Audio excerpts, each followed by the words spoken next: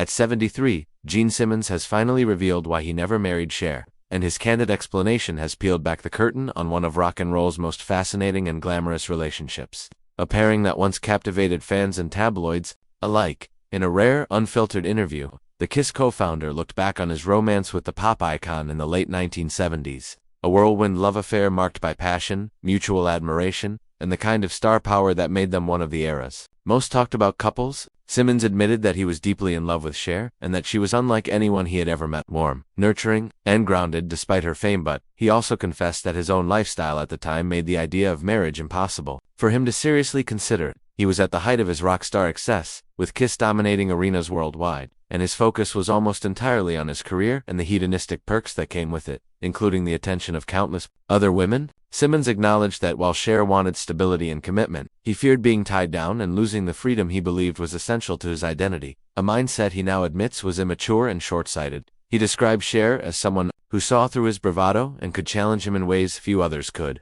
but ultimately, he knew he couldn't give her the emotional security she deserved. Adding to the complexity, Simmons revealed that his relationship with Cher overlapped with his growing attraction to another music superstar, Diana Ross, Cher's close friends, something that created tension and, in hindsight, guilt. He openly admitted that his shift toward Ross was not only a betrayal of Cher's trust, but also a sign that he was not ready for the lifelong commitment that marriage required. Despite their split, Simmons spoke with deep respect and affection for Cher, calling her one of the greatest women I've ever known, and crediting her with teaching him valuable lessons about love, honesty, and what it means to truly connect with someone. He admitted that in the years since, he has often thought about what might have been had he been more mature and less consumed by the rock and roll lifestyle, though he insists he has no regrets about the path his life ultimately took. Cher, for her part, has occasionally spoken fondly of Simmons, describing their time together as fun, exciting, and filled with mutual respect, even if it wasn't built to last. Looking back now, Simmons said that not marrying Cher was less about her and more about his own inability to step away from the chaos of fame long enough to nurture a lasting relationship,